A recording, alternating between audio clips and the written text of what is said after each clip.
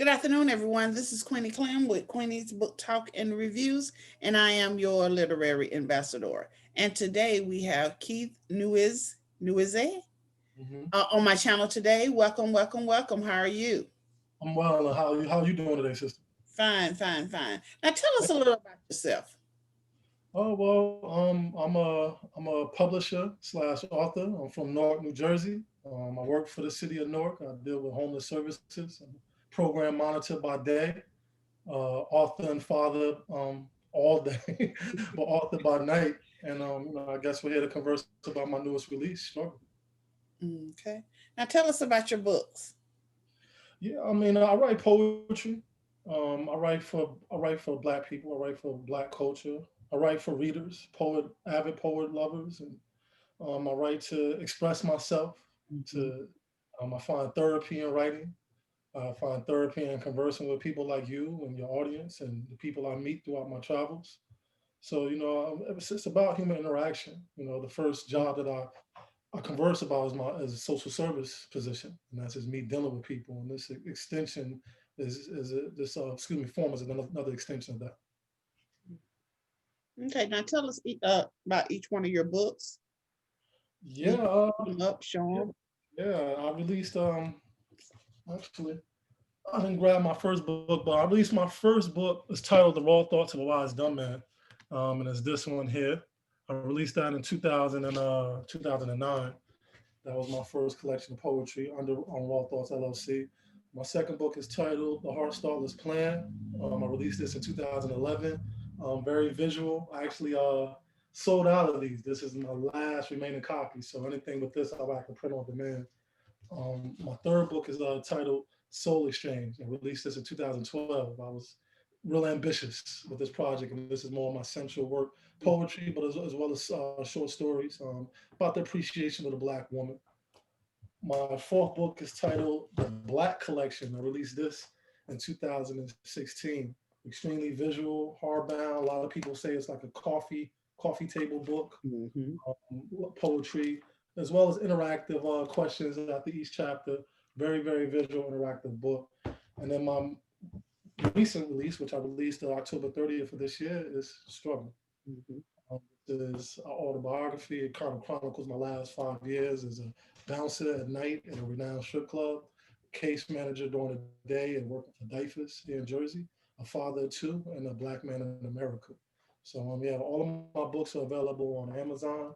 They're available on my website, which is rawthoughts.com, and I'm on all social media handles as well. When did you start writing poetry? Um, I would say 2004, 2004, 2005. I had a coworker. I used to work for an organization called Community Access Unlimited, and I had a coworker who was a Renaissance woman. She painted, she sculpted, and she was a writer. And she wrote a poem about bashing Black males. And I instinctively went back to my table and defended us. And she did one of the best things a person can do for you. She said I was good. She blew confidence in me. And Mm-hmm. like a child, I just took that response and was real curious and kept writing and writing and writing and writing and sharing my work. And people were saying that I had a voice, I had something to say, and I just jumped off the porch and just decided to publish my own book. Wow. Can you read one of your poems for us? Yeah, I can. See. I didn't have anything queued up, so I'm flicking through now.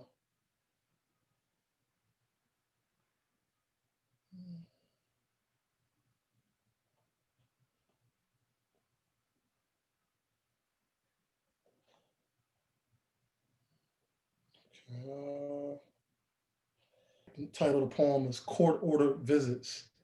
Essentially, in this chapter, I'm just speaking about my relationship with my son, the barriers that are between him and I, and this is pretty much chronicling our court order visits. Am I visiting you, or are you visiting me? Behind court orders, who's truly free? Home is where the heart wants to be. I wish you were around as much as your sister, but our time together is locked behind legalities. This garner salary don't make it easy to go to GameStop or the movies. Weekly child support payment deems my bank account unworthy. forcing my pride to search for an additional salary. The judge labeled me a deadbeat, placing my love for you between the world and reality. Your mother's attorney requests I only see you every 2 weeks. I pray your judgment has enough empathy to love your daddy. I went to labor ready with a college degree with hopes of employment opportunities. I pray you have enough empathy to love your daddy. You seeing me look at my watch, thinking to myself, am I visiting you or are you visiting me? Oh, wow, wow. Thank you, thank you. What inspired your books?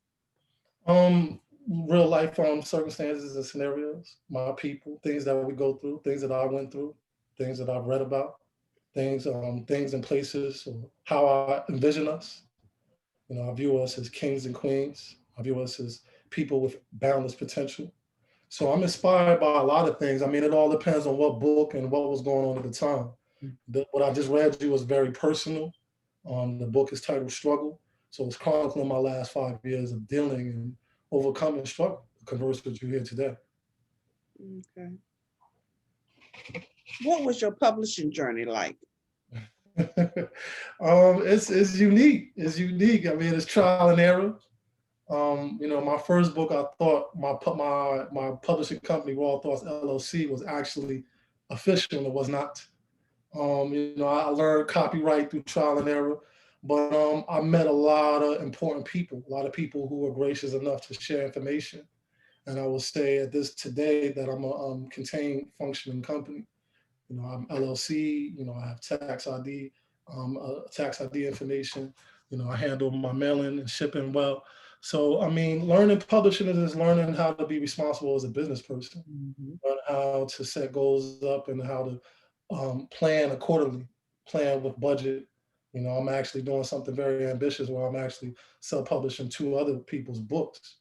So this is a new venture. You know, Raw Thoughts will be releasing something other than my work this summer. Okay. What do you want readers to take away from your books?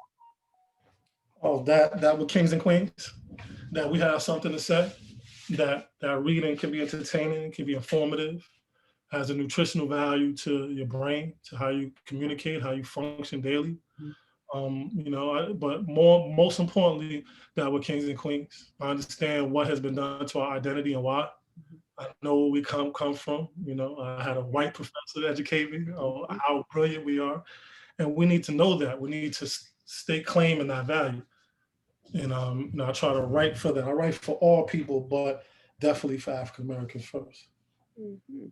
What is your role in the literary community? To be what I've always been, and that's rather be counselor, mentor, a brother, advocate, publisher, author. This to contribute positivity, to push this whole thing forward, pick up the torch that was carried by my ancestors. You know, Mhm. to have converse to meet you. You know, that's the beauty of what we do, what I have done that has put me in a position to converse with you today. So anybody that you know now, I have met them. And I want to say hello to everyone out there. So is this essentially to have dialogue? It was set up to divide us. To put us in different fractions, to weaken us, Mhm. and the very word of division. And this right here is a unifying moment. Okay. What What do you think are the most important elements of a poem? Mhm. Honesty, honesty, rhythm, um, imagery. Yeah. Where metaphors and similes fall, that's where they fall. But honesty, rhythm, imagery, something. You want to paint a picture. You want to be relatable, relatability, reliability. Pardon me. But mostly honesty. Honesty first and foremost. What is your honest thought? What's your honest truth? And can you capture that between the margins? Oh, wow. What are you currently reading now?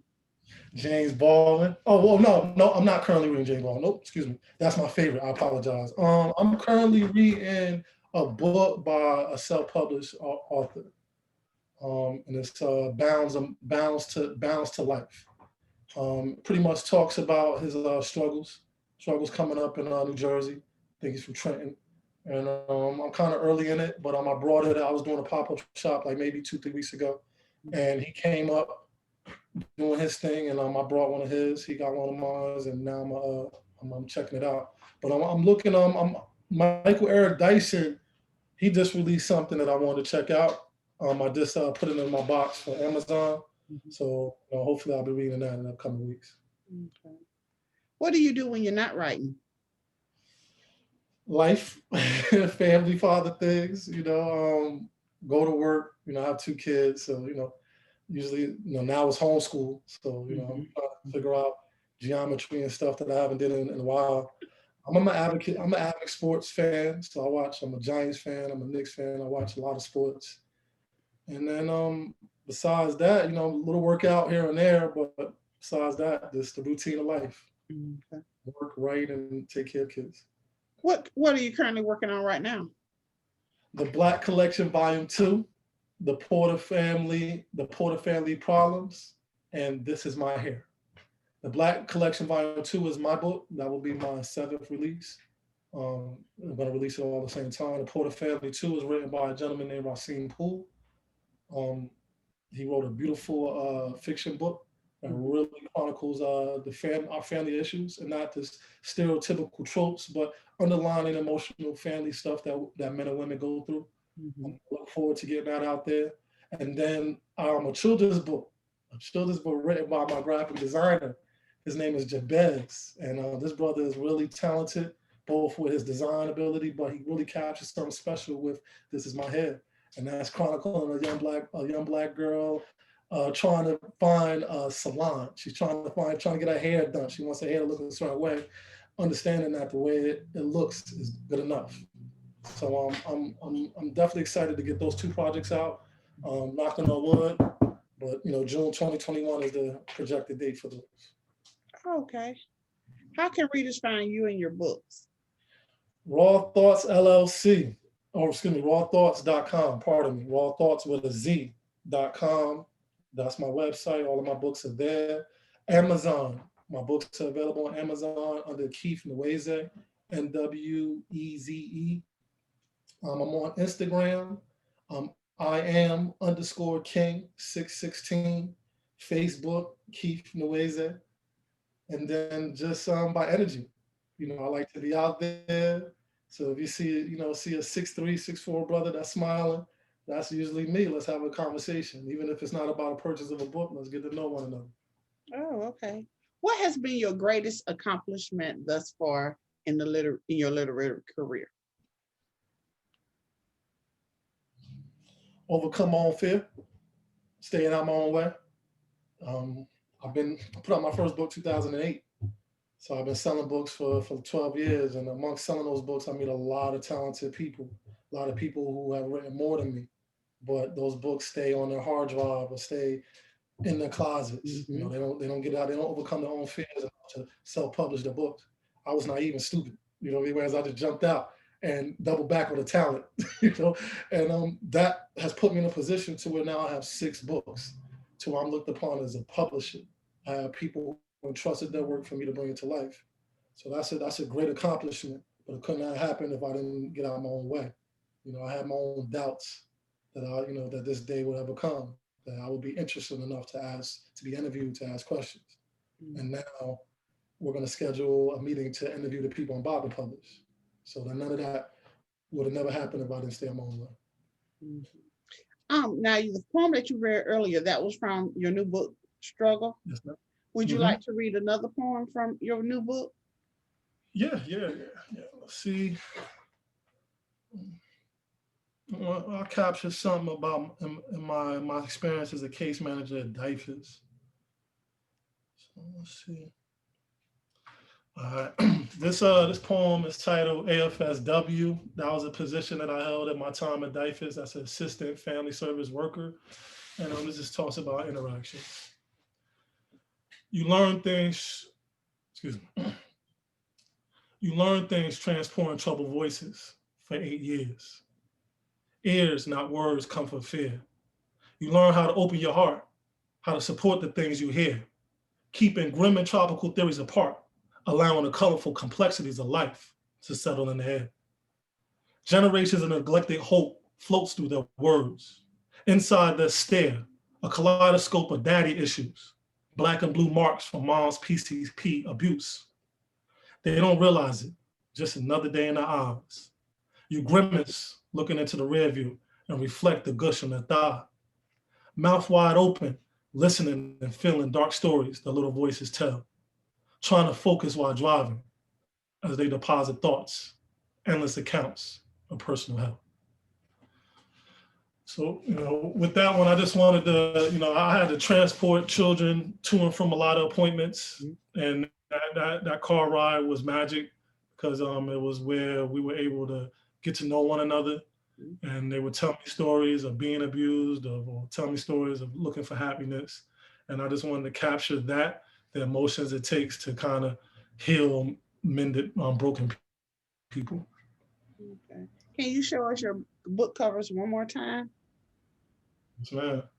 Yep. So this is Struggle, my latest release.